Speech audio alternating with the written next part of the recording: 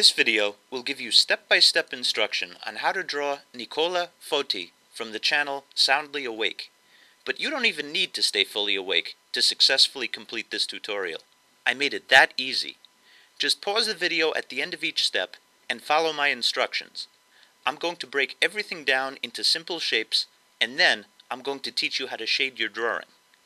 If you're a narcoleptic, avoid painting tutorials and keep your pencil on the dull side. But if you're soundly awake, sharpen your pencil, because we're ready to begin. Step 1. Make the banana shape. Step 2. Make the two circular shapes. Step 3. Make the square shape and the trapezoid shape. Step 4. Make the shape which looks like a bird in flight. Step 5. Complete the mouth shape. Step 6. Pierce Nick's nose. Step 7. Make the snap-on hair shape. Step 8. Pierce Nick's lips. Step 9. Make the ear shapes between Nick's new piercings. Step 10. Make his chin. Step 11 is optional. Make Nick's clothing. Step 12. Make his eyebrows at the top of the circular shapes from Step 2. Step 13. Make two rainbows below the eyebrows. Step 14. Make two more rainbows above circles. Step 15. Complete the eye shape. Step 16. Turn the trapezoid shape into nostrils. Hey, welcome to the shading tutorial for this step-by-step drawing of Nick Foti. And the first thing that you see me doing, I am erasing the original lines, the construction lines they're actually called. I was kidding, of course, when I was like piercings. They just help us figure out proportions. First thing I want to point out, his head is tilted back, so the chin is kind of weird right now, especially when you erase those lines, but we'll make it look good with the shading. When the head is tilted back, that's what happens to the chin. Notice the space above the eyes. Those are going to be very dark. The toughest part of this drawing is, for me at least, with the eyebrows. He's got very thick hair. Eyebrows are not as thick, and basically it's going to be as dark as the shadow right underneath, maybe a little bit darker. But you're going to see me kind of like change the relationships of those two tones on and off as I shade the areas around it while you're watching me draw. So, it's going to seem dark, then it's going to seem light, but it's eventually going to be one of the darker tones of this drawing. I add tones with a method called cross-hatching, which is just line next to line next to line. Then I smooth things out with the paintbrush. If you don't have a paintbrush or you don't have a blending stump, you could use a Q-tip. I get a lot of questions about the Q-tip. Does it work as well? It actually does, or almost as well, I'll say, but you want to let it get some graphite on there, and that will make a big difference. It's not going to work as well right away. Yeah, in time it will definitely work as well.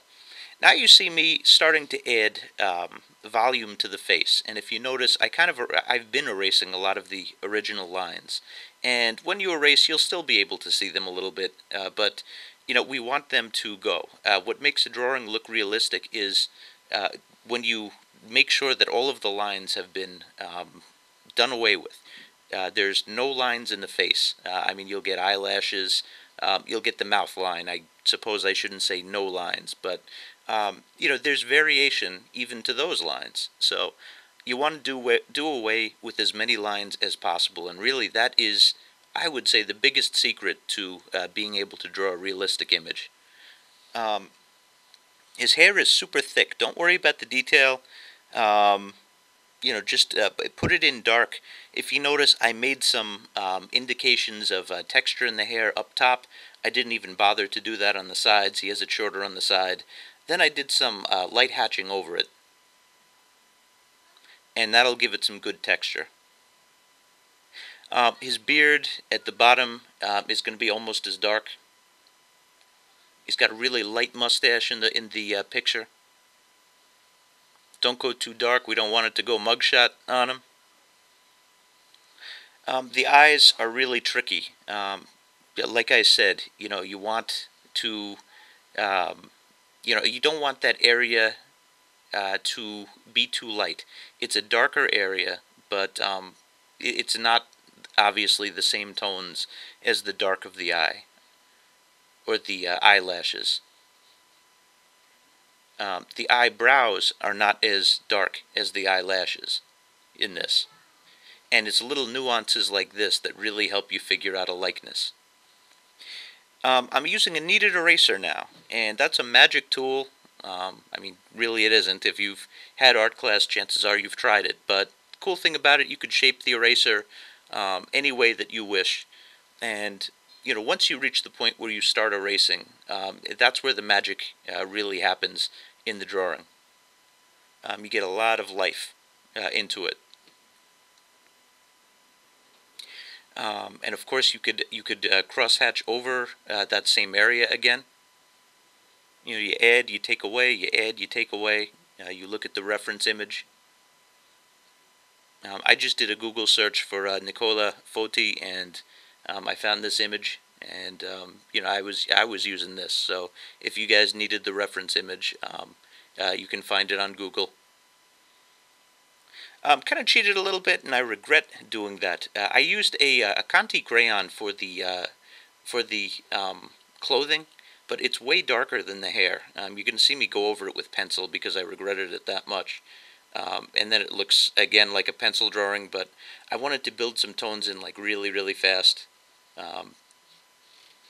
When you do portraits, it's very much about the face. And, I try to make my tutorials as on point as possible, as short and concise as possible, and sometimes that just, you go faster on some areas. So I definitely didn't try as hard on the clothing or the neck as I did on the face. I'm rounding the face. I'm not putting those lines back in. You don't want it to be like super heavy lines on the edge, but I'm rounding it with some shading. And that's that. Hopefully you learned something. Hopefully you have a beautiful image of Mr. Foti here, and I hope you enjoyed this video. Thanks for watching.